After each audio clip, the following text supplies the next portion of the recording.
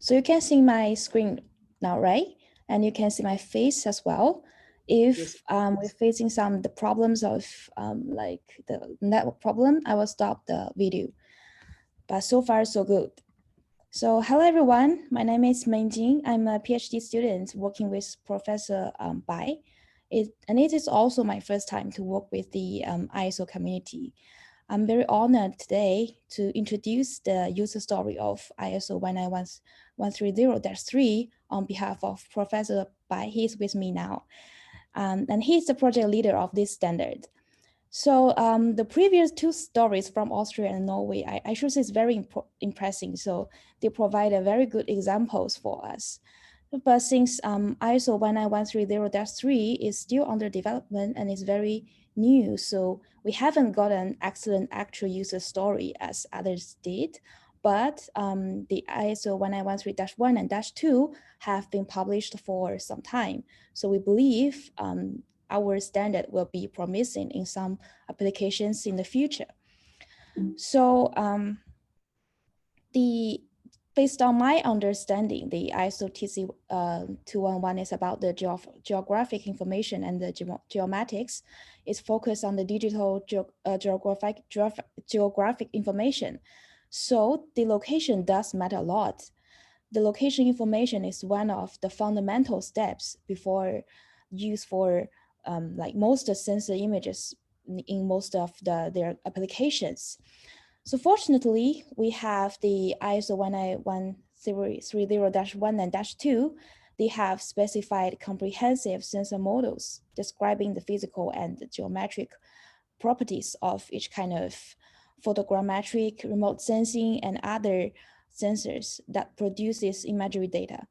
And they also define a conceptual data model that specifies the minimum content requirement and the relationship between the components for each kind of sensor. However, the lack of an encoding standard makes it difficult to implement these great geopositioning models in a real case. So here comes our 19130-3 standard. Since the ISO 19113-1 and -2 have already defined these sensor models, and they have already provided us with conceptual models. So what we need to do is to find a language to describe these models and parameters. And OGC have already developed a sensor model language. It can represent lots of processes related to sensors. It's already relatively mature and is ready to use. So we took full advantage of these two standards. We encoded the geopositioning models defined in ISO 19130 series based on the SenseML syntactic. So how we achieved this? I won't spend lots of time on introducing the technical details, but the key idea is trying to align the two sensor models between OGC and ISO as much as possible. If it couldn't find a matching element, we will introduce a new element as the profile of SenseML. So the resulting specification could be found in the ISO 19130-3 standards, which haven't been fully published, but I believe will be very soon. And the encoding descriptions are listed in the table in the file and as shown on the right side.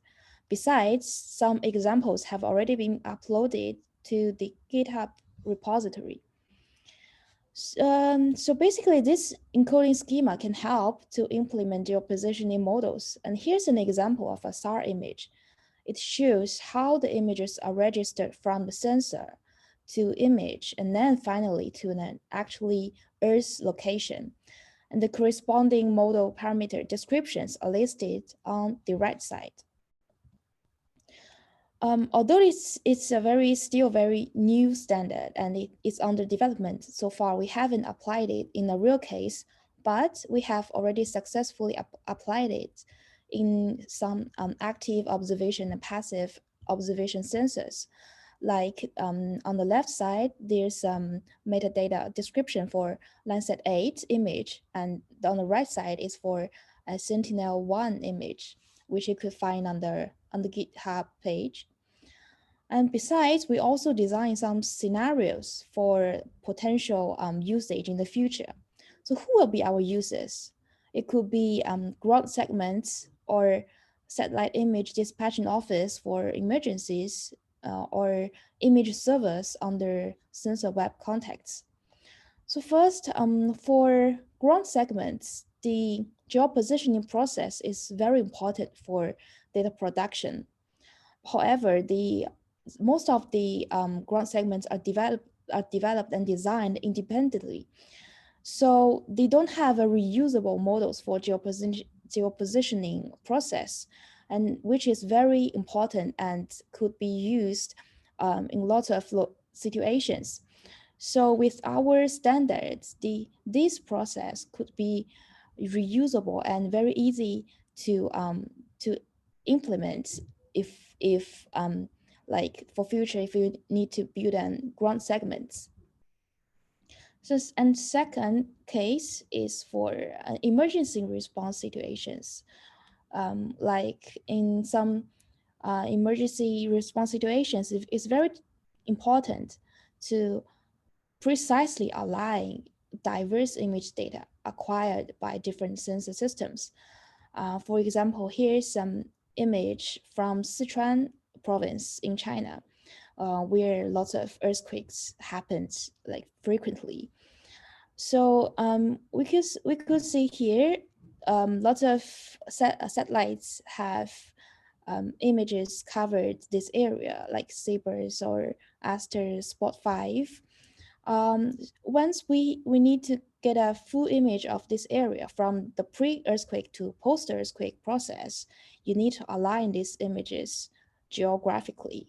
So our standards could help to quickly align these images, which is very fundamental and important for this situation. And thirdly, under sensor web contexts, it's important to obtain the geometric features. Well, currently you can see the metadata have already described some geometric features using some ISO standards, but for geopositioning process specifically, there's no metadata to describe this process. So the ISO 19130-3 have provided the ability to describe the geopositioning models and parameters, which makes the geopositioning process more transparency, and you can put more parameters in your metadata. And finally, this is very similar to the previous points, which it's make the geopositioning process trustworthy. Here's the image of the metadata of Landsat 8. They have already listed some parameters related to the geopositioning process, but it still lacks some information like the ground control points and like the positioning parameters of sensors. And they don't have a standard description of sensor geopositioning models. This is the example of Landsat 8. And for Sentinel, they have another language to describe it. So with this set of description, it can promote the trustworthy remote sensing, which is a trend in the future for remote sensing image management. So I will stop here for my presentation and welcome for questions. And me and Professor Bai is here for your question. Yes, thank you everyone. Thank you very much for that. We have 5 minutes for questions. If anybody has a question or a comment.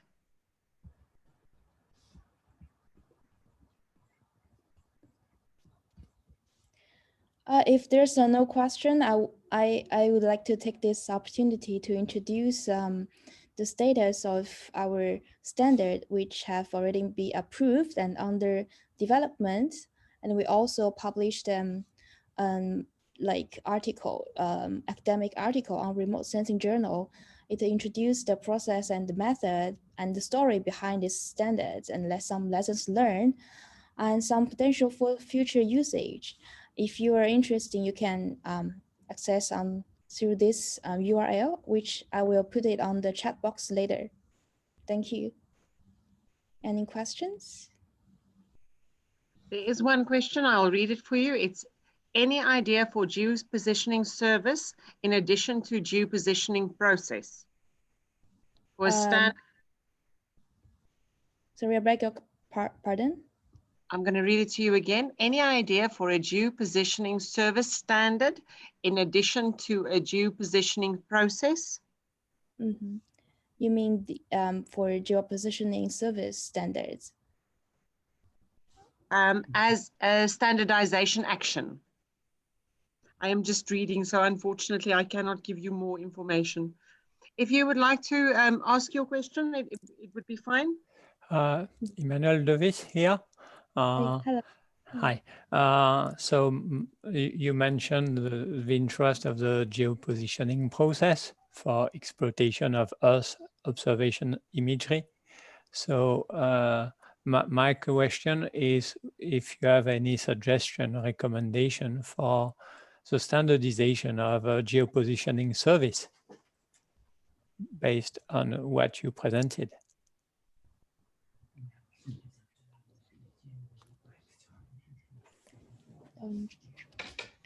Hello. Yeah, thanks, Emil, for raising this good question. We and Mon and you and previously did have a good discussion on this. We believe that besides the standardized encoding of the geopositioning information to be geopositioning services would be a good idea. And unfortunately, so far, this 19130-3 only covers the encoding of the geopositioning information. So therefore, in the near future, in terms of geopositioning services, we believe on one hand, we need to fully align with the what we suggested in the 19130-3 to encode the geopositioning information. And on top of that, we may leverage though the service interfaces defined in the OGC SenseML or other OGC processing services, some other available service standard to propose a dedicated sensor positioning services interfaces. So we believe that it would be a desired way to enable the geopositioning services in the near future. Okay, thank you, Yuchi. Thank you, Yami.